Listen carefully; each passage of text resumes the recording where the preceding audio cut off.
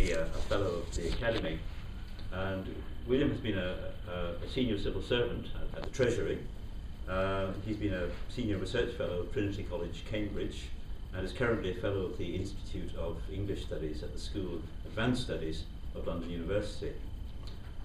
He also sits on a number of boards and advisory committees, including the management committee of the Re-Enlightenment Project. He's probably best known as a historian of the book, and his magisterial study, The Reading Nation and the Romantic Period, is a wonderful account of the relationship between publishing, copyright to some extent, and the readership of the Romantic writers. He's also written about Lord Elgin and the Marbles, to the disquiet of the British Museum, I think, and on the Godwins and the Shelleys. He's chairman of Open Book Publishers, which is a new venture dedicated to changing the model of publishing. And he's contributed an essay to their recent collection on the history of copyright entitled Metaphors of Intellectual Property. Thank you, Ian. I don't want to intervene in the current debate. What I want to do to add to the discussion is to give some of my findings of the historical experience. Hector said that we've had 300 years of copyright. I would say we've actually had 500 years of copyright in this country. It came in with the arrival of printing in the 15th century, and we've never had it.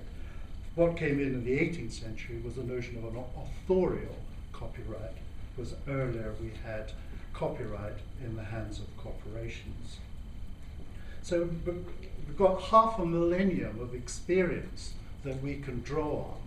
And one of my roles in the Treasury was to evaluate, not just to appraise public policy, but to evaluate, to see whether it did actually achieve the objectives which were set for it, which Parliament had approved, and which public money was voted for.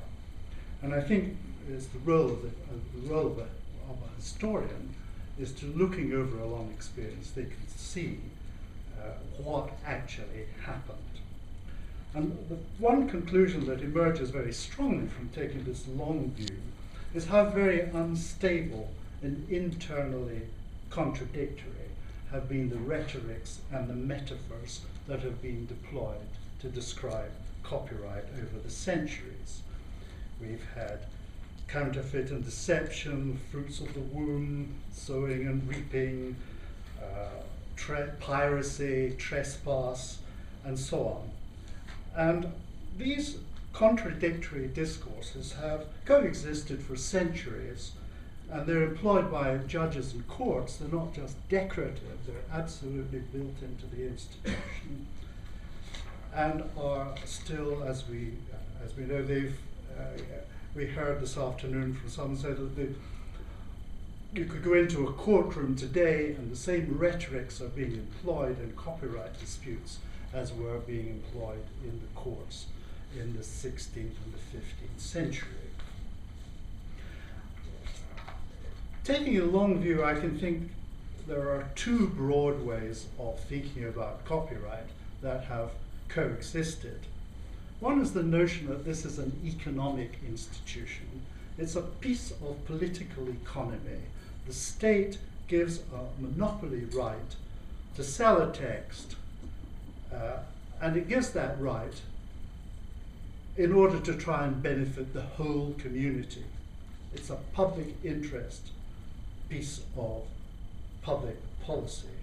So it attempts to reconcile the interests of producers and consumers, particularly by measures to limit the damaging exploitation of the monopoly, as is standard with pretty well all other monopolies in the economy. In the early centuries, we had actually price controls on books to prevent the price of books being too high.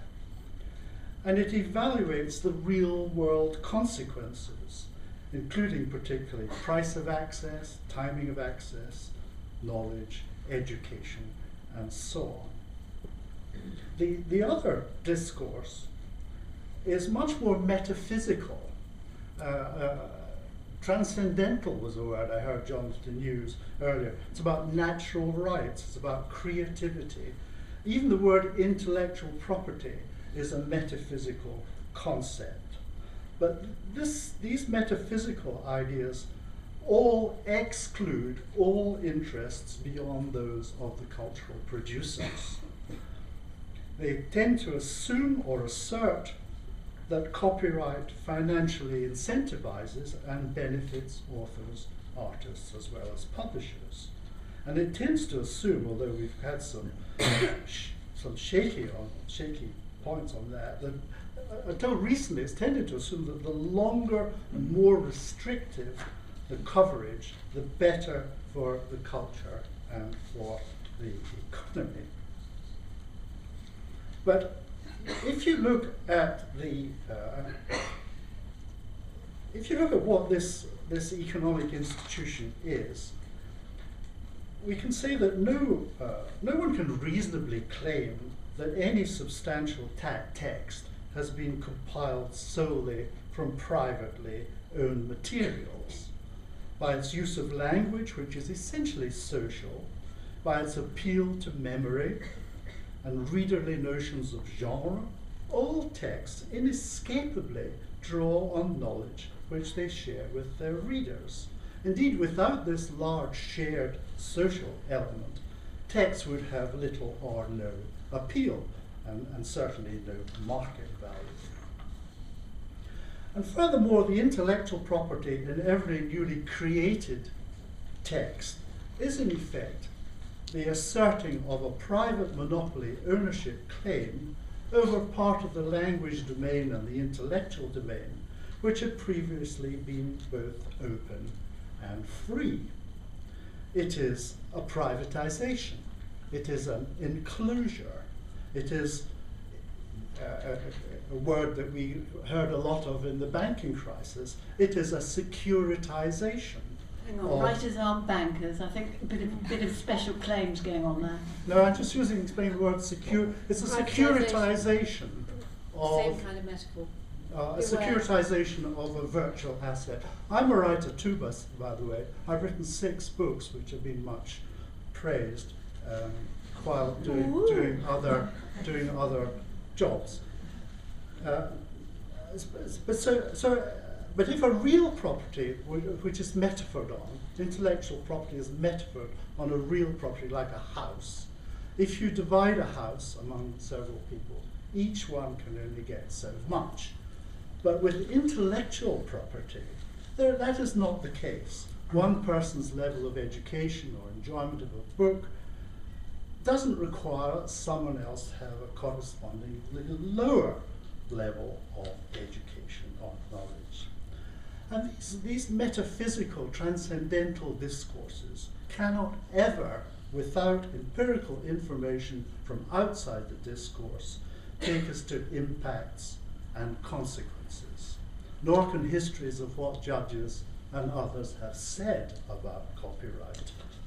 They actually try in those discourses to avoid the discussion of actual consequence, and they want to keep it enclosed. So what historical experience of the real world consequence can we discern?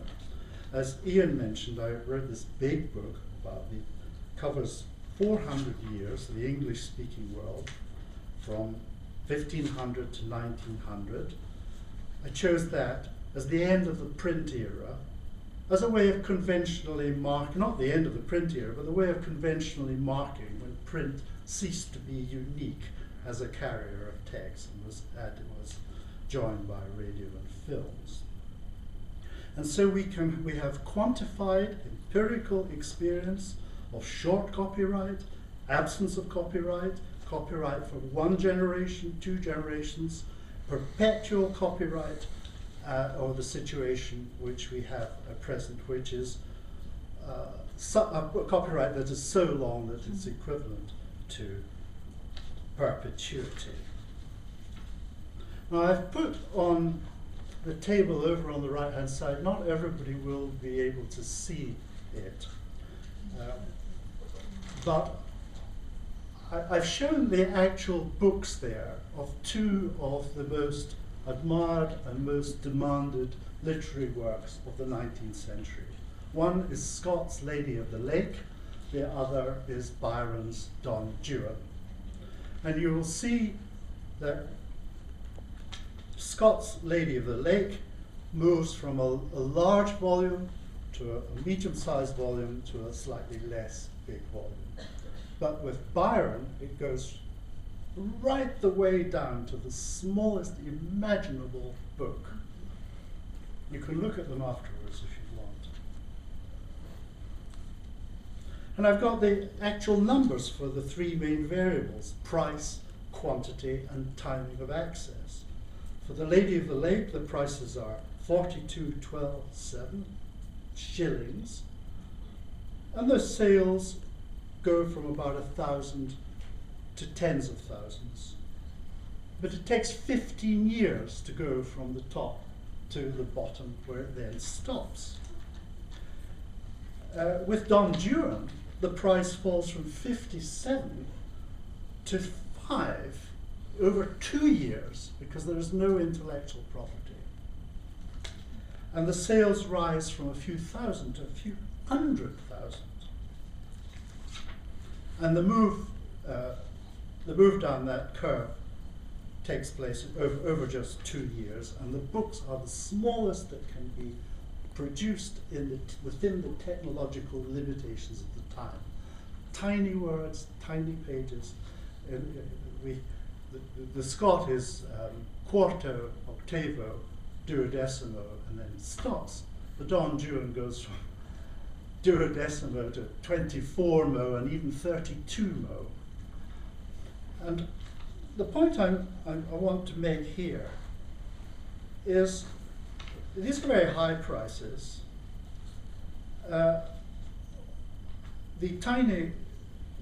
Scott is accessible by, say, a captain or a lieutenant in Nelson's Navy, but the tiny editions of Byron were affordable by clerks, artisans, school children, and others who wouldn't normally be able to afford any modern books. Or put the other way, all those small, the reading represented by all those small books on the table represents a national loss brought about by copyright. And if we are to have copyright, it has to be defended against the charge. That loss has to be worth paying in order to justify the institution. And although I've given these two literary examples because I've got the books, the same patterns are discernible over the whole 500 years, across the whole range of printed text: science, medicine, philosophy, history, and so on. Those who could afford it at the top had modern knowledge.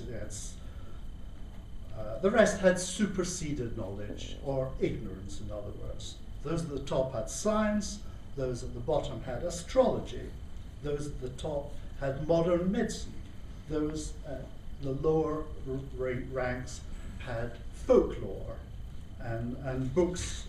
They had a lot of unwanted children because the only books they could afford to buy, and you'll find all the information in my book. There were books on women's bodies which had been produced in the 15th century or earlier, and so to the ignorant.